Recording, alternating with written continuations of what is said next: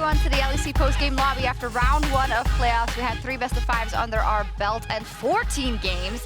I think we got spoiled. I'm Sjokz, joined by Caedrel, Treatz, and Upset. I don't think Upset can hear us, which is fine. We'll just wait. Oh, I think we can now. Huh? Hello? Hello? I have echo, like really loud echo. Okay. Well, you take your time if you want to. I think production will work on it as well, if it's too hard. Can you get... Okay. Okay, we'll fix that. Just muted him. That's perfect. Muted. See you later, Upset. Upset. So, Fnatic versus Vitality. Yeah, super serious moment. Sorry for laughing in that regard, because Vitality is now out of playoffs and Fnatic made it in the end. Across all games, tell me, what did you think it was? I know we talked through everything on the desk, but in this Game 5, what did it come down to? I think it was, Niski said in the interview, the Game 5 drafts from Vitality was confusing. The Diana ban was something we were talking about, just take self-made off it. But then the blind pick Akali into TF seemed really rough. And then the bot matchup as well, especially, really did not look good. Despite Upset and Hylissang getting the better hand in every single game, it felt like in the bot. I feel like that matchup specifically, and cross-splitting the map bot side as well, while having a TF into Akali, it really felt really hard for the team to play, I think. You also saw they were just living bot lane, right, Treatz? Yeah, I think Whippo had his eyes on bot lane in the last game, and it worked out. So I think, that's what Mephisto said before the game started as well, right? Fnatic looking at bot lane, and it worked out. Mephisto in the interview, so the Vitality strategic coach, also said that he praised Whippo for looking at YouTube content creators and asking for advice in terms of pathing and stuff. So it begs the question, how did the self-made Whippo matchup pan out? Who won this boxing match, Caedrel? That's a hard question. I honestly think both of them had an amazing series. I think Selfmade had high highs, maybe slightly higher than Whippo, but also there was low lows from both junglers. But I think that both of them played exceptionally well. Whippo won in the series, but I think that no doubt in my mind Selfmade was the MVP on Vitality this series. Yeah, it played extremely well. Yeah, I think it's hard to choose one jungler that was better than the other. I think they both had their moments. And I think Selfmade had a harder job than Whippo today, and yeah, it's hard to judge. Yeah. And I also think the Trundle pick in the last game was surprising. I think that was his first game on it. It was a great showing, especially you could see their plan, with the Esper Braum Trundle. Just pick a really strong bot side, late invade, and then just take full control of bot lane. And that's what was working for them. Playing through bot was Fnatic's win condition this whole series long, and that's what came out on top versus Vitality's way of just playing through top side. Yeah, saddest moment for Adam was that he wasn't there the whole time, and now he's not even in the group hug for the win. It's sad. Let me see if the Upset is back. Not just yet. Or? Hello? Hello?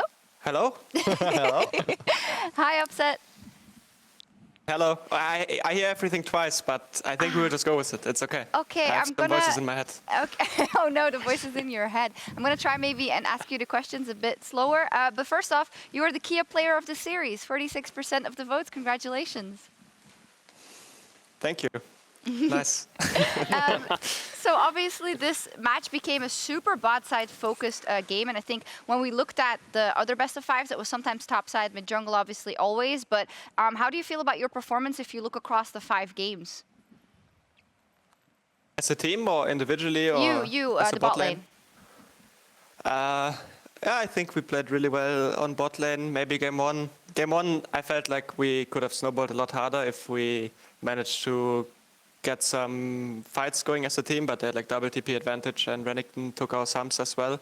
It was pretty hard to snowball, but overall I think every game we were very dominant, and their jungle didn't want to go bot no matter what, it felt like, but we still managed to give them a lot of kills on top lane, which made the games a little bit more difficult to carry, because usually they only have one place, so if we try to not give it to them as much, I think the games would have been much more decisive, but it is what it is, and we still managed to come through as a team, and we stayed strong, and I'm happy about that. Yeah, for sure. Desire was something that caught us off guard in terms of Vitality taking it and it working really well in the first game. And the guys here saw, well, this is now going to be a very high priority champion.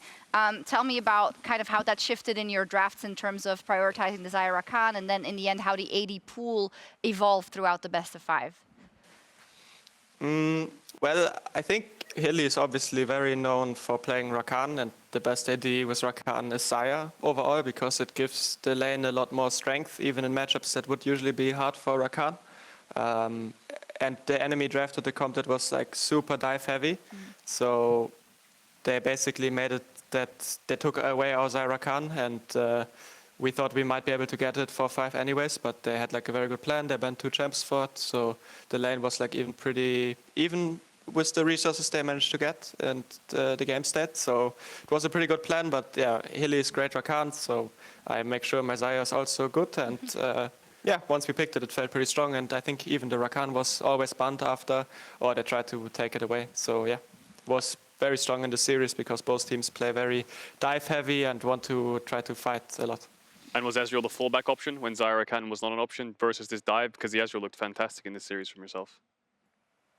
Yeah, Ezreal is always a champ I really like, and well, I guess now it doesn't matter anymore, but when we scrimmed them, they were banning Ezreal first 3 after I carried some games, so I felt like I sensed some weakness in their mental when I play Ezreal, so Ezreal was always one of my favorite champs. I kind of stopped playing it a little bit more because it's more scaling, but after I saw how they played with their team, that they gave a bot anyways, I felt confident that I could do well with Ezreal in the early game too. Just of the way the games were playing out, and this champ is very, very strong when it gets the items also ahead. So it was just a perfect pick for me today, and I think it showed in the games. Yeah, I mean, I said as well on the desk that in general, I felt like you guys could pick anything you want in bot lane and you'd still win. So Ezreal and Xayah and these scaling champions make sense, and I feel like, yeah, you just showed up today. Mm-hmm. I have maybe Thank a you. follow-up question as well to the engage support Hylissang situation. We looked at a couple of the games, of course, when you guys went into a little slump at the end of the split. I think it's obvious for everyone to see Hylissang plays the best on the champs with a lot of agency.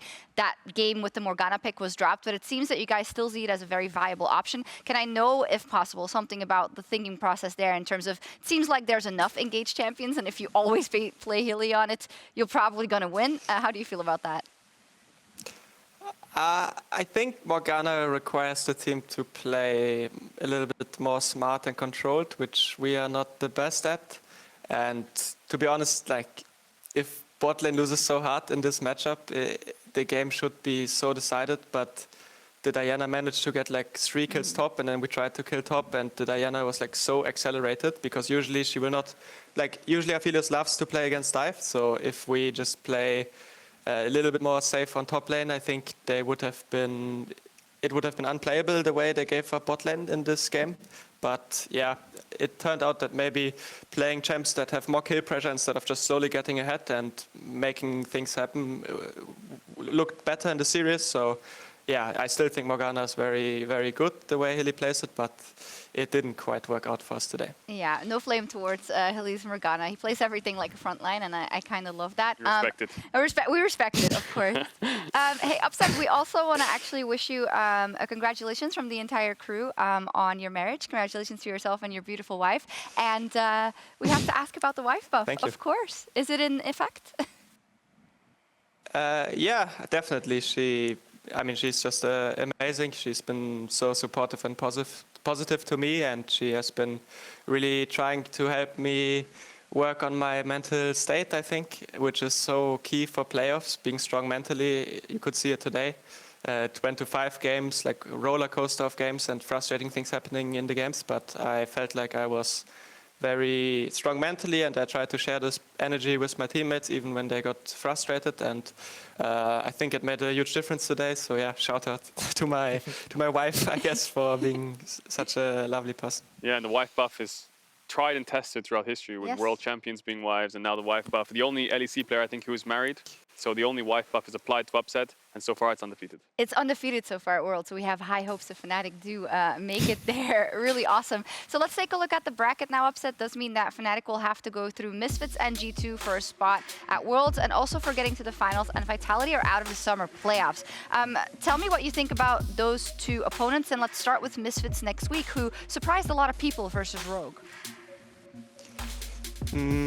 I think Misfits is a very good topside team, actually. Their top laner is super, super good, I think. And their mid jungle, sometimes their jungle ins maybe, but sometimes he carries pretty hard, and same for the mid, like they are all dangerous players. And I think their bot lane is trying to fulfill the role well in their team and playing like very utility style focused champions, and they are not a team to be underestimated, I think, because they actually play very well with their top laner, and their top is very 1v9, I think. So they're very strong. And G2, I think it's always about cups, basically. Even in the games versus Matt, he was smurfing so hard. So I think it will be, these are the players I would focus on versus these teams, I suppose, if I would just look at them. But versus G2, we have been doing pretty well in regular season so far, and I feel quite good. But Misfits actually has our number in the regular season, I think. They do pretty well, so we need to prepare really well against both teams because they play very different, and make sure we have good plans. So is Misfits almost like a better version in a way of Vitality, or just different in a sense where they won't dive you, but they'll play through top more and with like things like Camille, scaling-esque champs, which are just even harder to deal with over side and in team fights, and just less dive? I mean, what I feel is that even if people like to play around their bot lane usually versus us, they try to attack our top side much more. So I think both of these teams will try more to play this way. But I think Misfits plays much more around their top laner compared to Vitality. I think Vitality plays mainly around their jungle, and if he's fat, he usually carries really hard. And if he's inting, they usually lose. So I would say it's a different team. I feel like they are more connected on top side, the three, and they play more together, whereas Vitality is much more focused around self-made, carrying the game alone, which he is pretty good at, as you could see today as well. Yeah.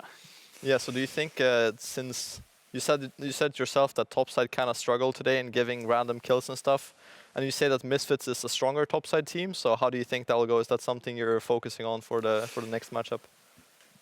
I mean, I don't think my top side like struggled every game. There were some games where they carried really hard as well, especially Bwipo had an amazing leasing game. Niski had a really great TF game. Even Adam showed up big on the Mordekaiser, I think, by playing really well around the enemy jungle.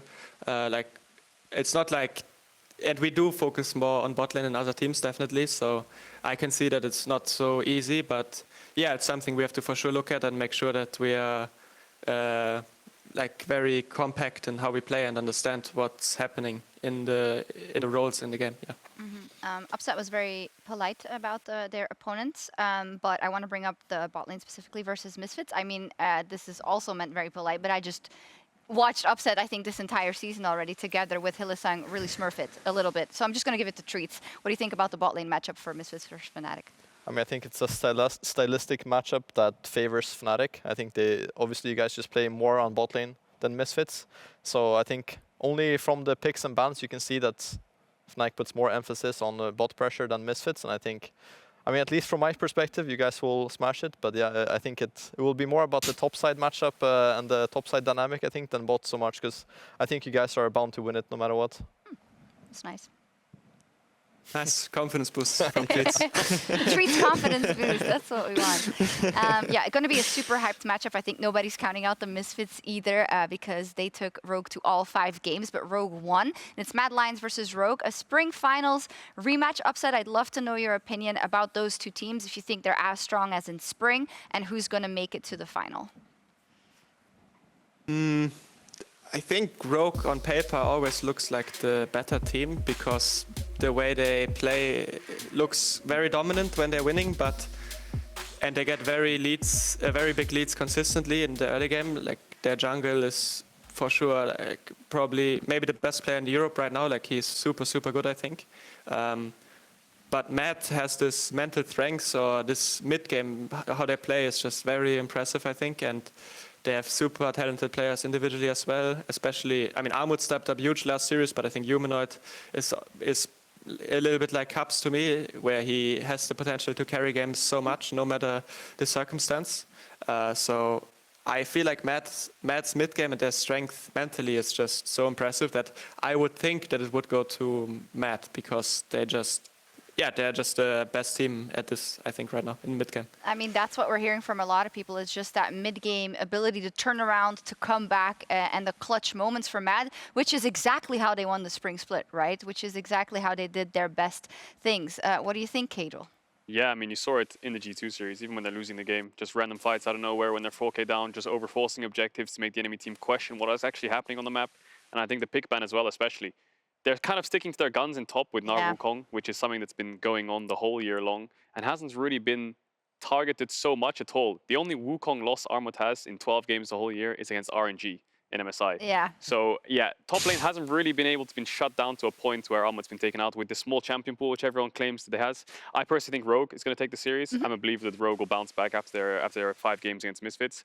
But we'll have to see, because Rogue has that 20 to 30 minute thing, which is a meme in a sense, where they drop the game and then they drop the ball and they drop the game. And you saw it. You remember the games with Mad Lions, where they always make these comebacks in that time zone as well. So stark contrast to playstyles. Yeah, I think Rogue now, they've qualified for Worlds, right, Treatz? So I think this is going to influence them, because I definitely see them as a team that sometimes does get a bit stressed in certain times. We saw it in the 5th game versus Misfits. What do you think? Yeah, I mean, I think definitely Rogue gets a bit stressed when it's a high pressure situation, but they managed to clutch out the last series, and I think now they're playing with less pressure, as you say, so I think will be a better circumstance for them to perform. Who wins? Oof, that's a hard one. I want to say Rogue, but I honestly, my gut says Misfit or Mad Lions. Mad Lions. I mean, the Misfits. You said that Fnatic was going to beat them before. You're lying. Okay. For playoffs, we also have our MasterCard Play of the Week, and it was so easy this week. There was really only one candidate. The first pentakill for a jungler in LEC history ever. Inspired. Upset when you saw this. If you saw it, I guess you did. What did you think? I did. I just can't believe this Vego champion, how unbalanced it is. It's so absolutely crazy that the champ like this exists right now. But yeah, I'm glad they made the champ like this. Gets shield bow with 1 HP, pentakill, 1v5. But I also have to say Inspired played it really well, of course. Yeah. But yeah, it's great champ design, I think. Yeah, Inspired played it really, really well. I think everyone has the same sentiment as Upset, where it's like, what is this champ, honestly? Like, turning into dash, getting shield go, getting passive item procs, you know, all these things. Inspired played it well with kind of min-maxing his kind of auto-attacking. Treatz was talking about it, where when he turns into Ash, he just runs away, doesn't even hit, and then he ults back in. But yeah, still, this champ, it's perma-banned in the LEC or perma-picked, I think, off the top of my head. I'm not sure if I'm right, but yeah, Inspired couldn't believe it. He even said, I'm FLICKR. He also said, thank you, Riot. He said, thank you, Riot. He said, thank you, Riot. So yeah, even he knew it wasn't balanced. I mean, hey, if it's so strong, just ban it or pick it, is what I always say. Is he, like, more or less broken than Akshan? Akshan is quite useless right now. We won't see Akshan in pro play at all this year, I think. That's very useless, in fact, in that regard. So it's extremely useless in that Extremely sense. useless. Yeah. But in solo queue, people are still figuring him out. Never won a game in Never LEC, lost a game, though. Never lost a game either. True. Never made it to playoffs either, though, Akshan. Yeah. Due to what? No. Okay. What? Okay. Awesome. Right. Well, we were gonna take a second to preview our next series. We actually already did it. Sorry, production. Misfits versus Fnatic, but we didn't hear Caedrel's opinion yet. Oh, we wow, know that Upset thinks they're gonna win. Treatz said they're gonna win. What do you think? Yeah, I think Fnatic's gonna win. On a Euphoria, I predicted Fnatic to play against Misfits in the lower bracket, and I predicted Fnatic to win. So far, I'm 3 for 3 on every team. So if my predictions hold strong, then Fnatic get my buff in a sense. But I think Misfits had an amazing series versus Rogue. I actually think Misfits should have won that game when they got the Infernal Drake. If 2 of them backed away and didn't die and give Baron, I think that Rogue wouldn't be able to regain control. It would be over. So sweating for Rogue a bit, but really good plays by Misfits. So I wouldn't count them out, but I would just give that slight edge to Fnatic. Yeah, I think Misfits is going to be very good as well. I hope for another 5 games. I guess Upset definitely doesn't. It's very exhausting, definitely. Yeah. But whatever it takes. Yeah, whatever it takes, exactly. Thank you so much, Upset. Congratulations once again. Thank you. Always a pleasure rather talking to you. And you at home, you can look at the LCS. It continues with Team Liquid versus TSM for Worlds. That is so hype. Go Alfari. We'll be back on Friday for Fnatic versus Misfits. What about PoE? PoE as well, sorry. What about Jensen? Jensen! What about Santorin?